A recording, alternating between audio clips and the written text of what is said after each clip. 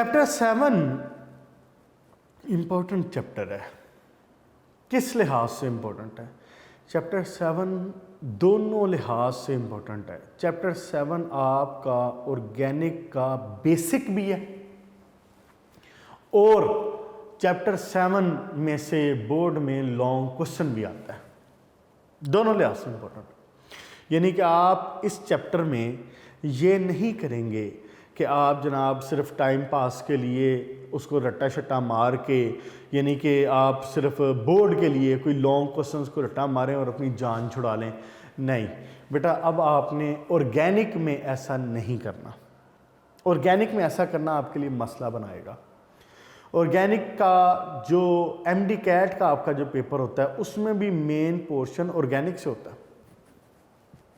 इसलिए आप ऑर्गेनिक को ज़्यादा कंसेप्चुअली लें। इनऑर्गेनिक तो ठीक है, ऑब्वियसली कंसेप्चुअली हर चीज़ को लेना चाहिए, लेकिन कहीं ना कहीं फिर भी हमें रट्टा मारना पड़ जाता है, रट्टे की चीज़ें आ जाती हैं। लेकिन ऑर्गेनिक की चीज़ों को आपने कंसेप्चुअली ज़्यादा लेना। अगर आप ऑर्गेनिक को कंसेप्चुअली नहीं लेते तो मेरी ये बात सुन लें और मेरी ये बात मान लें कि आप फिर अपना इंजीनियर या डॉक्टर बनने का जो ख्वाब है उसको ज़रा धुंधला पाएंगे। ऑर्गेनिक बड़ी इंपॉर्टेंट है इस लिहाज से।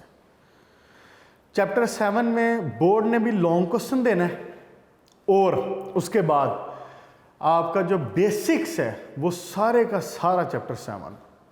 शुरू की बातें तो चलें कुछ यानी काइंड ऑफ बेसिक्स में नहीं है, क्योंकि ये इंफॉर्मेशन की भी चीज़ें होंगी शुरू की बातें, जहाँ पे आगे जाके चैप्टर 7 का जो बेसिक चीज़ें आएंगी, जैसे फंक्शनल ग्रुप हो गए, उसकी हाइब्रिडाइजेशन होगी, आइसोमरिज्म हो गया। जब ये बातें आएंगी तो मैं ये सारा कुछ रिपीट भी कर दूंगा। लेकिन मैं ये कहना चाह रहा हूँ कि आप अब थोड़ा सा पहले से ज़्यादा सीरियस हो जाएं इस हवाले से। चैप्टर 7 को आपने कंप्लीट करना है, थॉरली करना है। हम जैसे जैसे पढ़ेंगे मैं साथ साथ बताता भी जाऊंगा। चैप्टर 7 का हर टॉपिक ही लॉन्ग क्वेश्चन है, हर टॉपिक की एक्सरसाइज का लॉन्ग क्वेश्चन। इसकी पेयरिंग बनाता है कभी चैप्टर 9 के साथ, कभी चैप्टर 10 के साथ। पेयरिंग ऑब्वियसली चेंज होती रहती है, लेकिन जो भी पेयरिंग होगी वो जितनी इंफॉर्मेशन हमारे पास होगी वो इंशाल्लाह हम ज़रूर बताएंगे आपको। लेकिन असल बात यह है कि चैप्टर 7 से लॉन्ग क्वेश्चन आना है और इसके लिए आपको ये चैप्टर 7 थॉरली करना चाहिए। और इजी चैप्टर है, मुश्किल चैप्टर नहीं है, इजी चैप्टर है। बहुत सारी चीज़ें रिपीट भी होनी है। इवन मैं आपको भी बताऊंगा, आपने 9th-10th में चीज़ें पढ़ी हुई हैं आपने। बड़ा एक बल्कि जो टॉपिक आएगा फ्रैक्शनल डिस्टिलेशन का, वो 10th में आपने बड़े अच्छे तरीके से पढ़ा हुआ और इम्पोर्टेंट टॉपिक था आपका वो 10th का। तो वो बल्कि अच्छा लिखा भी हुआ वहाँ पे। यहाँ पे तो फिर उसने टेबल सा बनाया हुआ है, वो वहाँ पे बड़ा अच्छा लिखा हुआ है आपकी जो बोर्ड की जो 10th क्लास की बुक है उसमें। तो एनीवेज अब हम इसको स्टार्ट करते हैं और देखते हैं। सिर्फ एक बात ज़हन में रखिएगा, और मैं ये बात दोबारा दोहरा रहा हूँ कि चैप्टर 7 को आपने थॉरली करना है। मुझे कोई बच्चा ये ना पूछे, और ये पूछने की ज़रूरत ही नहीं है कि जी इसमें से लॉन्ग इंपॉर्टेंट है, इसमें से शॉर्ट इंपॉर्टेंट है, इसमें कौन सा लॉन्ग करना है, इसमें से कौन सा शॉर्ट करना है। पुत्र चैप्टर 7 सारे ही लॉन्ग है और चैप्टर 7 सारे ही इंपॉर्टेंट है। चेंज करके दे देता है क्वेश्चंस, कभी यहाँ से उठा के कभी यहाँ से उठा के। लेकिन अहम बात यह है कि लास्ट लेक्चर में भी मैंने आपको कहा था कि हम आपको रेकमेंड करते हैं कि आप ऑर्गेनिक से लॉन्ग क्वेश्चन अटेम्प्ट करें। ये देखें ना, आप जो चैप्टर 7 से यहाँ से जब आप चलते हैं जनाब, चैप्टर 7 से जब आप चलते हैं तो इसमें सिर्फ चैप्टर 13 ऐसा है, ये वाला जो चैप्टर है इसमें से सिर्फ शॉर्ट क्वेश्चन आता है, इसमें से लॉन्ग क्वेश्चन नहीं आता। तो 7 से लेकर 12 तक, 7, 8, 9, 10, 11, 12 कितने चैप्टर बने? 6। इन 6 चैप्टर से 3 लॉन्ग क्वेश्चन है।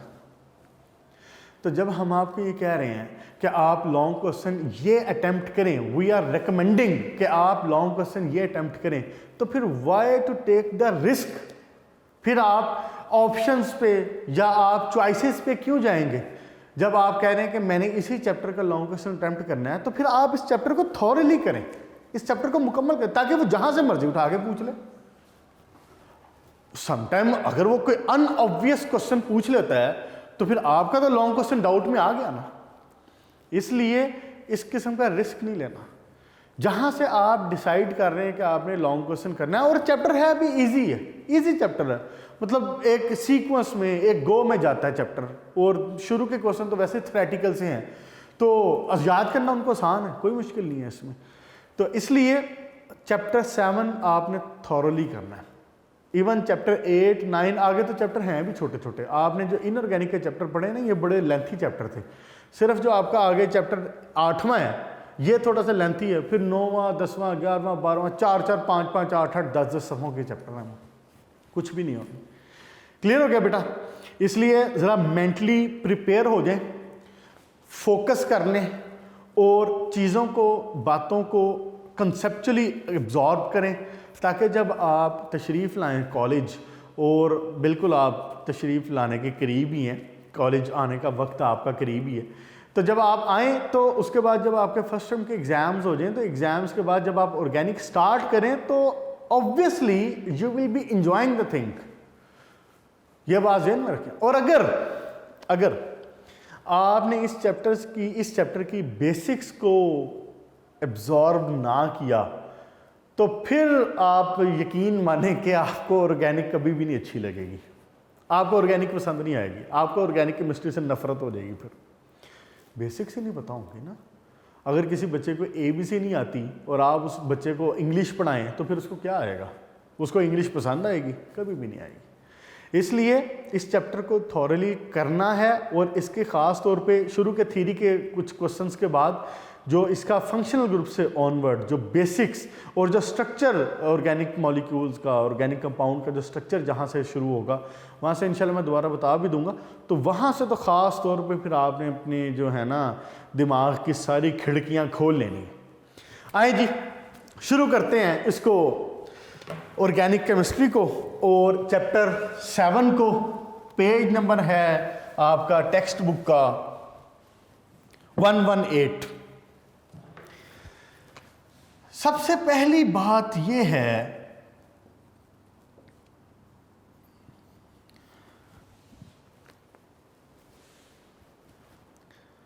करीब 120 एलिमेंट डिस्कवर हो चुके हैं पीरियोडिक टेबल, लेटेस्ट बता रहा हूँ। आपकी बुक में शायद 109 लिखे हुए हैं, तो आप ऑब्वियसली अगर पेपर में आता है तो आप वही लिखेंगे जो बुक में। ये बात याद रख लें, लेटेस्ट डिस्कवरीज या जो कुछ भी हो वो आपकी इंफॉर्मेशन के लिए होता है, डेट इज़ गुड थिंग। लेकिन पेपर में जो आपने चीज़ लिखनी होती है वो उस वक्त तक की लिखनी है, उस वक्त की चीज़ें लिखनी है जो बुक में लिखी हुई। ठीक है? इतने सारे एलिमेंट्स को हम पढ़ रहे हैं इनऑर्गेनिक केमिस्ट्री में। सिर्फ 2 एलिमेंट्स, कार्बन और हाइड्रोजन, ये 2 ऐसे खुश नसीब एलिमेंट हैं जिनके लिए हमने केमिस्ट्री की अलग ब्रांच खड़ी कर दी है। और मज़े की बात बताऊं, आज से आपकी 200 साल पीछे चले जाए ना, तो इस ब्रांच क्या ऑर्गेनिक कंपाउंड के वजूद से भी हम, आप समझ लें कि एक किस्म के इनकारी थे कि हम इनको बनाएं कैसे, हमें समझ नहीं आ रही थी। आज से 200 साल पहले ऑर्गेनिक कंपाउंड जिनके लिए आज एक पूरी सेपरेट केमिस्ट्री की ब्रांच खड़ी है ऑर्गेनिक केमिस्ट्री के नाम से, ऑर्गेनिक केमिस्ट्री। आज से 200 साल पहले तक हम इस केमिस्ट्री के वजूद से भी, यानी हमें पता नहीं था कि इसको ऐसे को बनाई चीज़ जाए या ये चीज़ खुद से बनाई जा सकती है, लैब में बनाई जा सकती है। आप देखें कि इंसान अपने वक्त के साथ साइंस कैसे इवॉल्व हुई है, और आज केमिस्ट्री की बदौलत आप इस मुकाम तक माशाल्लाह पहुँचे हुए हैं। अपने दाएं बाएं देखें ना अगर आप, तो मेरा ख्याल है कि बग़ैर केमिस्ट्री के, वैसे तो ठीक है बायो फिज़िक्स सबकी अपनी अपनी एक अहमियत है, लेकिन केमिस्ट्री के बग़ैर आपको अपनी ज़िंदगी अव्वल तो क्या उसको कहते हैं एग्जिस्ट करती ही नहीं नज़र आएगी, और अगर आप कहें कि जी औखे सौखे एग्जिस्ट हो भी रही है तो उस ज़िंदगी में कोई मज़ा नहीं रहेगा। इतनी इम्पोर्टेंट है केमिस्ट्री आपके लिए। अपने दाएं बाएं की चीज़ें देख लें आप, हर जगह पे केमिस्ट्री इन्वॉल्व है।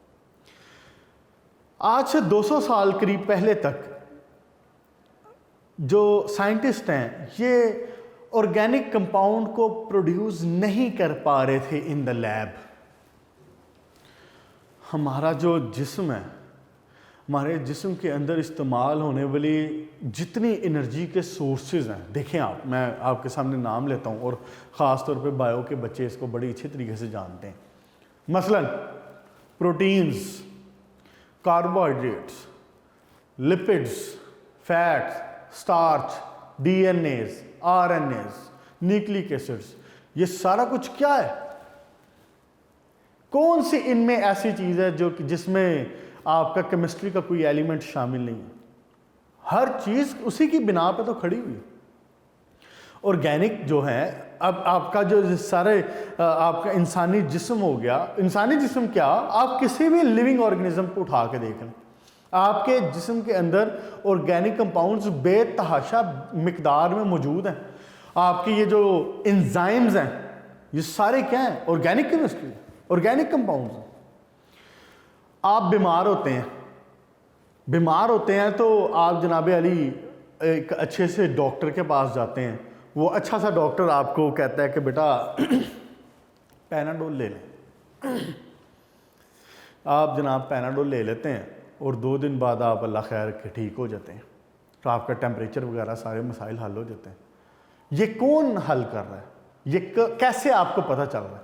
Basically with the time we knew कि जी हमें टेम्परेचर होने का मतलब क्या है, हमें इन्फेक्शन होने का मतलब क्या है, कि there were some compounds, some unwanted compounds जो कि मेरे जिस्म में प्रोड्यूस हुए। उन जिस्म के कंपाउंड के प्रोड्यूस होने की वजह से, मैं चले आसानी के लिए कह रहा हूँ कि जी अनवांटेड या टॉक्सिक कंपाउंड्स वो मेरे जिस्म में प्रोड्यूस हुए। वो प्रोड्यूस होने की वजह से मेरे जो हार्मोन्स थे उनकी एक्टिविटी डिस्टर्ब हो गई, मेरे जो एंजाइम्स थे उनकी एक्टिविटीज डिस्टर्ब हुई।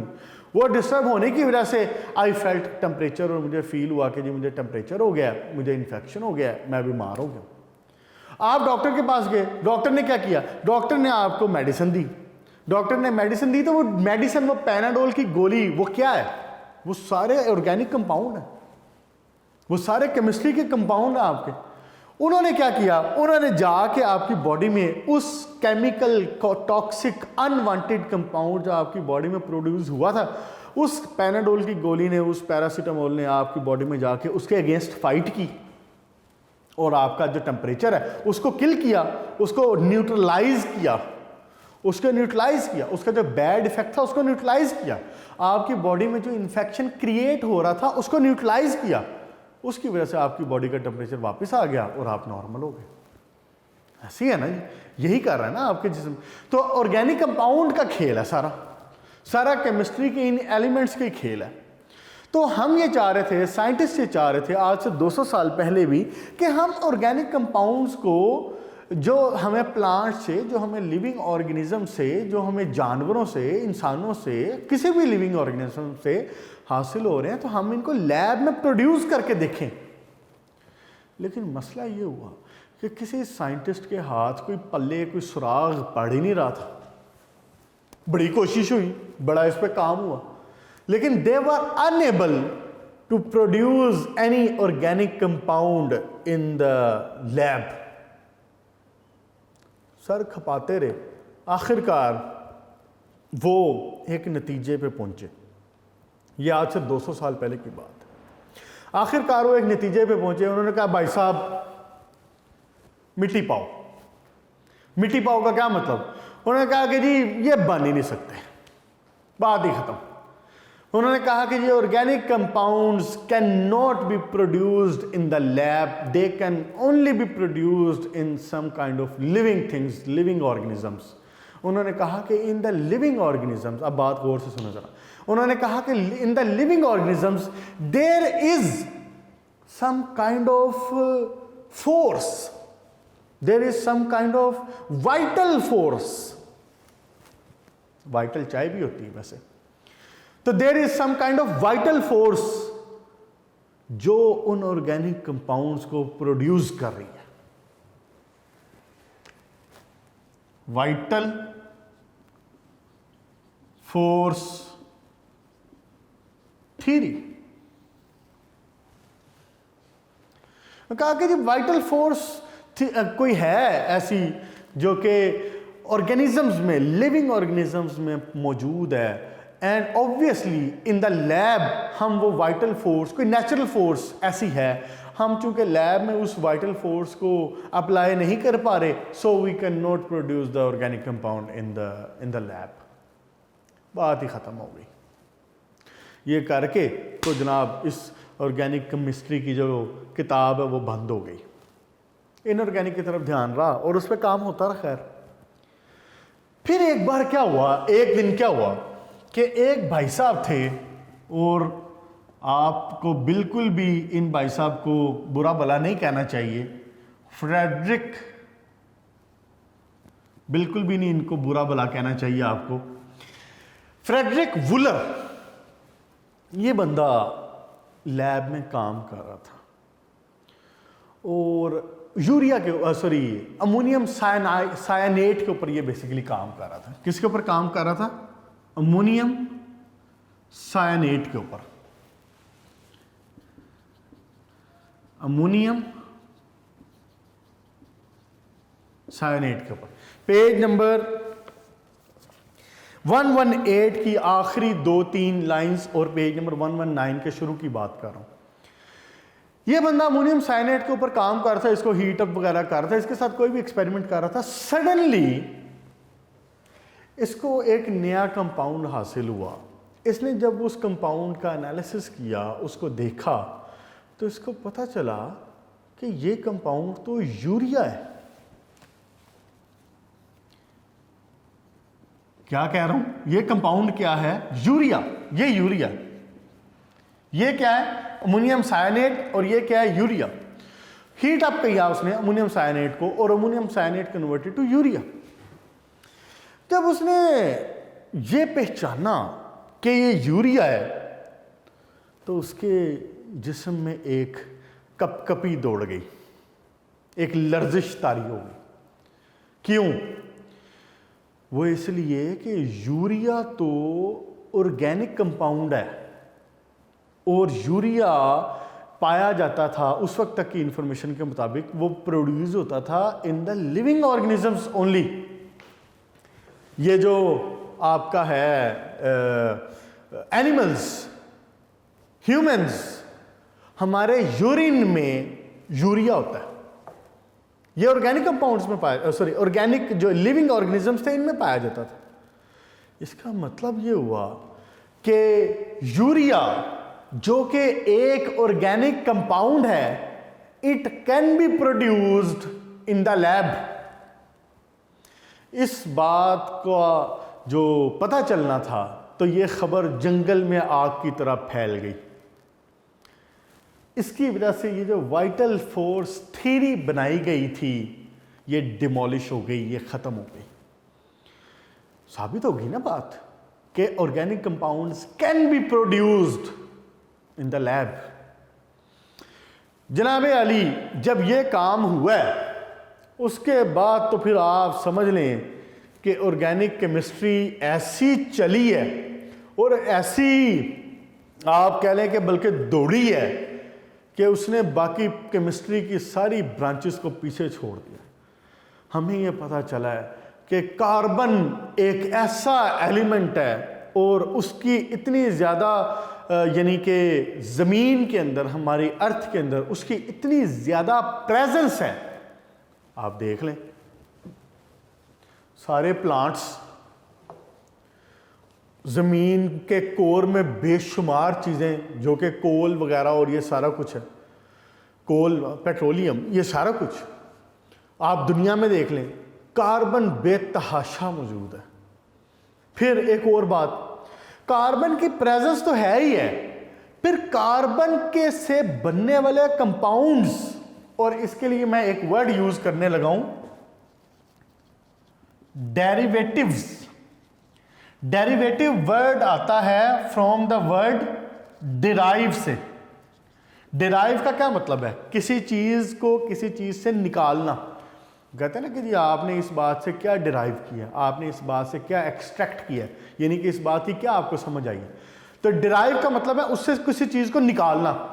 तो उससे एक किसी ऑर्गेनिक कंपाउंड से एक दूसरा ऑर्गेनिक कंपाउंड बनाना, उसी एक कंपाउंड से दूसरा ऑर्गेनिक कंपाउंड बनाना, डिराइव करना, उन कंपाउंड्स को हम कहते हैं कि ये डेरिवेटिव है।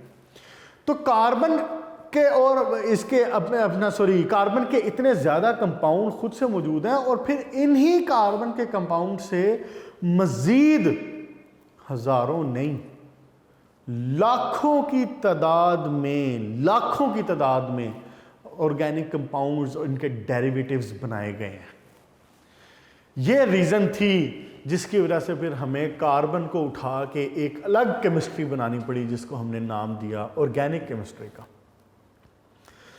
और आज के दौर में आप देख लें, इनऑर्गेनिक केमिस्ट्री अपनी जगह पे मौजूद है, अपनी जगह पे उसकी जो इंपॉर्टेंस है वो मौजूद है।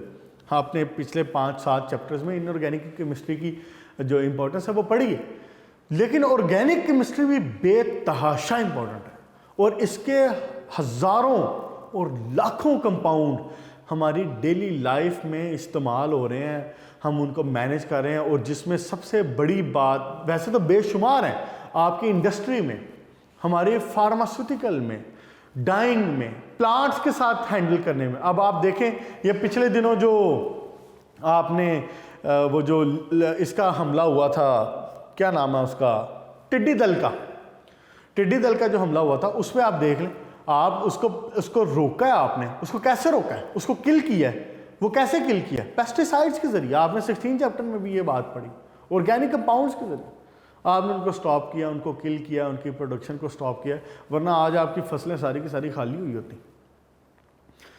लाखों की तादाद में ऑर्गेनिक कंपाउंड्स अब तक बनाए जा चुके हैं। एक अप्रॉक्सीमेट अंदाजे के मुताबिक कोई 7 मिलियन 70 लाख के करीब ऑर्गेनिक कंपाउंड बनाए जा चुके हैं। इस वजह से फिर हमने कार्बन को उठा के सेपरेट किया। जब हमने कार्बन को उठा के सेपरेट किया ना, तो फिर हमने एक और चीज़ देखी कि जहाँ पे कार्बन मौजूद है ना, वहाँ पे हाइड्रोजन भी मौजूद है। जब हम इन ऑर्गेनिक कंपाउंड को जो रीड करते हैं, स्टडी करते हैं, तो फिर हमें पता चला कि जो कार्बन जहाँ पे मौजूद है, वहाँ पे मोस्टली हाइड्रोजन भी मौजूद है। दूसरे एलिमेंट भी हैं, नाइट्रोजन, ऑक्सीजन, सल्फर, फास्फोरस, ये सारे भी हैं, लेकिन हमें यह पता चला कि कार्बन और हाइड्रोजन करीब करीब हर जगह इकट्ठे मौजूद हैं। इसलिए in the latest definition, in the latest modern era, हम जो ऑर्गेनिक केमिस्ट्री की डेफिनेशन कहते हैं वो ये है कि वो chemistry which deals with the compounds of carbon and hydrogen, compounds of carbon and hydrogen and their derivatives. ये किसकी डेफिनेशन है? ऑर्गेनिक केमिस्ट्री की। क्या है ऑर्गेनिक केमिस्ट्री की डेफिनेशन? के the branch of chemistry which deals with the compounds of carbon and hydrogen and their derivatives. एक simple सी डेफिनेशन ये बनती है इसकी। क्लियर होगी जी बात? ये वजह है जिसके लिए फिर हम 118 के करीब एलिमेंट्स को एक सेपरेट केमिस्ट्री में अंडरस्टैंड करते हैं, स्टडी करते हैं, and we name that chemistry inorganic chemistry. और सिर्फ कार्बन और हाइड्रोजन के कंपाउंड्स को, इनके डेरिवेटिव्स को we study under the banner of organic chemistry. Clear होगी जी बात? यहां तक इसको जो पढ़ा है अभी, इसमें देखें ज़रा पेज नंबर 118 का जो लास्ट मैंने आपको बताया था कि जी 2 लाइंस हैं जहाँ पे वाइटल फोर्स थ्योरी की बात हुई है। ये एक्सरसाइज का क्वेश्चन है, शॉर्ट क्वेश्चन, और ये बोर्ड में आया हुआ है। वो कह देता है कि what is vital force theory. वो ये भी कह सकता है कि what is the importance of Friedrich Wohler's work. वो ये भी कह सकता है।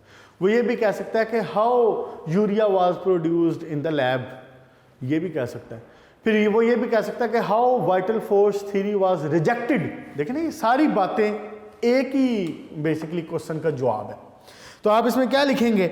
ये जो आखिरी 3-4 लाइनें 118 में हैं, और उसके बाद पेज नंबर 119 के जो स्टार्ट की हैं, जहाँ पे ये वाली इक्वेशन एक आ जाएगी, ये बता देंगे फ्रेडरिक वूलर का काम बता देंगे। नोट्स में ये शॉर्ट क्वेश्चन उसने अलग से लिखा हुआ, बना के लिखा हुआ, ऑब्वियसली आप वहाँ से देख सकते हैं। उसके बाद modern definition of organic chemistry, ये मैंने आपको बता दी है कि मॉडर्न डेफिनेशन में क्या डिस्कस होता है कि हम ये देखते हैं, पहले एक्चुअली सिर्फ हम कार्बन की बात कर रहे थे, लेकिन मैंने बताया ना कि with the time we knew कि जी इसमें जहाँ पे कार्बन है वहाँ पे हाइड्रोजन भी है, तो कार्बन और हाइड्रोजन को फिर हमने अलग से नाम दिया और हमने ये कहा कि जी मॉडर्न डेफिनेशन क्या है। मॉडर्न डेफिनेशन ये है कि कार्बन और हाइड्रोजन के जो कंपाउंड्स हैं they will be studied and their derivatives obviously they will be studies under the banner of organic chemistry. मैंने आपको डेरिवेटिव्स की बात बता दी है कि डेरिवेटिव्स क्या हैं। अच्छा, ऐसा है क्यों? इसका जवाब आपने चैप्टर 4 में जब कार्बन और सिलिकॉन की बात पढ़ी थी तो आपने ये बात वहाँ पे पढ़ी थी, और वन ऑफ द इम्पोर्टेंट जो टॉपिक था आपका वो वहाँ पे यही था कि जी कार्बन के कंपाउंड्स हज़ारों लाखों की तादाद में क्यों हैं, आपने वहाँ पे पढ़ी थी। पेक्युलर बिहेवियर वाली बात याद फरमाएं आप, पेक्युलर बिहेवियर ऑफ कार्बन आपने पढ़ा था, याद आया? तो आपने उसमें एक बड़ा इंपॉर्टेंट और बेसिक वर्ड पढ़ा था and that word was catenation. आज नहीं करेंगे इसको, आज नहीं स्टार्ट करते, इंशाल्लाह ताला नेक्स्ट लेक्चर में मैं इसको स्टार्ट करूंगा फ्रॉम द पेज नंबर 119। ये जो टॉपिक है some features of organic compound, कि ऑर्गेनिक कंपाउंड की बेसिकली खसूसियात है क्या, यहाँ से इसको स्टार्ट करेंगे। आज इंट्रोडक्टरी इसका लेक्चर था और आपको यकीनन केमिस्ट्री की इम्पोर्टेंस के साथ साथ अब ऑर्गेनिक केमिस्ट्री की इम्पोर्टेंस का भी अंदाज़ा हो चुका होगा। अगर ऐसा नहीं है ना तो फिर आपने आज के बाद जो है ना वो शैम्पू नहीं करना, आपने आज के बाद ना मेकअप नहीं इस्तेमाल करना गर्ल्स ने, आपने आज के बाद ना ये जो रंगदार कपड़े और ख़ूबसूरत डिज़ाइनिंग वाले कपड़े और जनाब वॉश एंड वियर पहनते हैं, कभी आप जनाब कॉटन पहनते हैं और कभी आप जनाब लॉन पहनते हैं, कभी आप खादी के सूट लाते हैं और कभी आप आइडियाज़ के सूट लाते हैं, फिर इन सारी चीज़ों से भी तौबा करें आप, या तो फिर आप केमिस्ट्री की अहमियत को तस्लीम करें, क्योंकि अगर केमिस्ट्री नहीं है ना तो फिर ये सारा कुछ भी नहीं है, फिर ये सारा कुछ भी नहीं। यह सारा कुछ आपको बेसिकली केमिस्ट्री की जो अनथक मेहनत है इतने सालों की, उसकी वजह से ये सारा कुछ आपको मुहैया किया जा रहा है। आपके ये जो सेलफोन है जिसमें आप खुश होते हैं कि जनाब पहले सेलफोन का साइज़ इतना बड़ा हुआ करता था फ़ोन का, फिर छोटा हुआ है, फिर छोटा, पहले इतने बड़े फ़ोन भी थे, वो जो मोटरोला के फ़ोन आया करते थे 1990s की बात कर रहा हूँ, बड़े फ़ोन साइज़ हुआ करते थे, उनकी बैटरी इतनी बड़ी होती थी फ़ोन की, आप समझ लें कि ये जो मेरे पास डस्टर है ना, वो फ़ोन की बैटरी इतनी हुआ करती थी, और अब आप देख लें जनाब इतना सा सेलफोन होता है और वो हर चीज़ कर रहा है। ये इन चीज़ों को कम्पैक्ट किसने किया है?